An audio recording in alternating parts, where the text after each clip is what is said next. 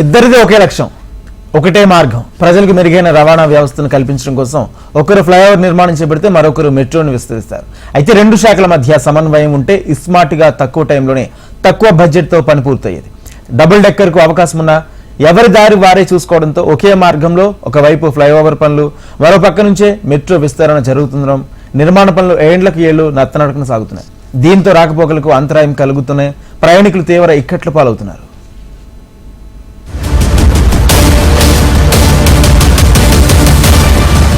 కేంద్ర రాష్ట్ర ప్రభుత్వ శాఖల మధ్య సమన్వయం లేకపోవడంతో జాతీయ రహదారుల సంస్థ, మెట్రో రైలు సంస్థ ఎవరి దారి వారు చూసుకుంటున్నారు. రహదారులు, మెట్రో నిర్మాణం కోసం ఒకే మార్గంలో రెండేసి సార్లు పనులతో వాహనదారులు ఇబ్బందులు ఎదుర్కొంటున్నారు.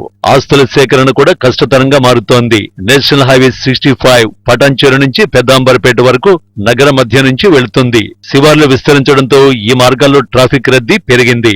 రవాణా సౌకర్యం, ట్రాఫిక్ చెక్ పెట్టేందుకు ఫ్లైఓవర్ తో పాటు అదే రూట్ లో మెట్రో రైలు ప్రతిపాదనలు ఉంటే రెండు శాఖలు సమన్వయం చేసుకోవాలి. అవసరమైతే డబుల్ డెక్కర్ ఫ్లైఓవర్ డిజైన్లు రూపొందించాలి. మొదటి అంతస్తులో వాహనాలు, ఆ పైన మెట్రో వెళ్లేలా నిర్మించాలి. కానీ రెండు సంస్థల మధ్య సమన్వయం లోపం వాహనదారుల పాలిట శాపంగా మారింది.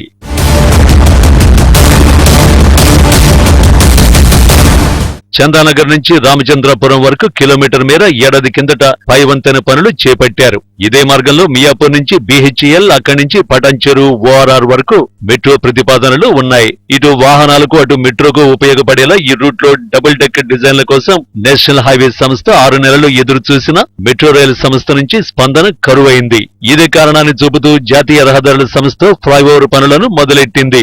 ఇరు సంస్థలు సంయుక్తంగా డిజైన్లు రూపొందించి ఉంటే తక్కువ వ్యయం, ఇబ్బందులతో double decker metro cum flyover పూర్తయ్యేది. హైదరాబాద్ నగరంలో అభివృద్ధి పనులు చాలా జోరుగా జరుగుతున్నాయి. అయితే కేంద్ర పరంగా కూడా అభివృద్ధి పనులు జరుగుతున్నాయి, రాష్ట్ర పరంగా కూడా అభివృద్ధి పనులు జరుగుతూనే ఉన్నాయి. కేంద్రం తరపున రహదారులు అయితే నిర్మించనున్నారు. ఆ తర్వాత రాష్ట్ర పరంగా కూడా ఇక్కడ ఫ్లైఓవర్ మీదుగా కింది నుంచి అయితే మళ్ళీ ఇక్కడ మెట్రో రైలుకి సంబంధించిన స్తంభాలను అయితే నిర్మిస్తున్నారు. ఇక్కడ మెట్రో వేకి కావాల్సిన ఏర్పాట్లు కూడా చేస్తున్నారు. అయితే ఇక్కడ ఆస్తుల నష్టం జరిగినందున ఇంకా వారి మధ్యన సమన్వయం లేకపోవడం వలన ఈ పనులు అనేవి నత్తనడకన సాగుతున్నట్లుగానైతే మనకు తెలుస్తుంది. అయితే ఇక్కడ ఒక సంవత్సరం క్రితమే పనులన్నీ ప్రారంభమైనప్పటికీ ఇప్పటికి కూడా అధికారులు చర్యలు తీసుకోలేని పరిస్థితి ఉంది. అయితే ఇప్పుడు కేంద్ర పరంగా వచ్చిన నిధుల వారికి అయితే కొంత పరంగానైతే పనులు ప్రారంభించడం జరిగింది. ఆ తర్వాత అడ్డుగా వచ్చిన మెట్రో పిల్లర్స్ ని దృష్టిలో ఉంచుకొని వారి మధ్యన సమన్వయం లేకపోవడం వలన పనులను అక్కడే ఆపేసిన పరిస్థితి అయితే నెలకొంది. అయితే ఇప్పుడు పనులు పూర్తిగా కాకపోవడం వలన సంవత్సరం పాటుగానైతే ట్రాఫిక్ సమస్యలు వాహనదారులు ఎదుర్కొంటున్న పరిస్థితి అయితే నెలకొంది. అయితే ఇక్కడ ట్రాఫిక్ సమస్యలే కాకుండా ఇక్కడ ఎండాకాలం తర్వాత వచ్చే వర్షాకాలానికి కూడా ప్రజలు ఇంకా ఇబ్బంది పడే అవకాశం అయితే చాలా మేరకు కనిపిస్తుంది.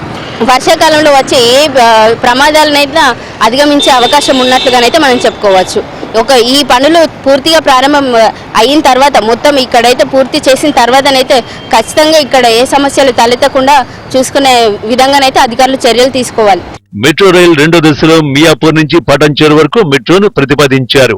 ఈ మార్గంలో DPR ఇప్పటికే కొలిక్కి వచ్చింది. చందానగర్ నుంచి రామచంద్రపురం వరకు ఆల్రెడీ 1.5 కిలోమీటర్ల పొడవైన పై వంతెన కారణంగా ఫ్లైఓవర్ పక్క నుంచి మెట్రో అలైన్మెంట్ డిజైన్ ప్రతిపాదించారు. దీంతో ఇక్కడ మరోసారి భూసేకరణ చేయాల్సిన పరిస్థితి నెలకొంది.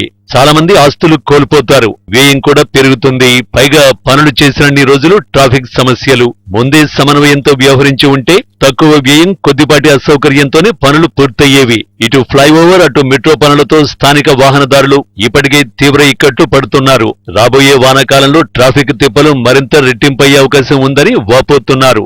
రెండు శాఖల మధ్య సమన్వయం ఉంటే పనులు ఏళ్లకేళ్లు సాగకుండా త్వరగా పూర్తవుతాయని స్థానికులు అభిప్రాయాలు వ్యక్తం చేస్తున్నారు.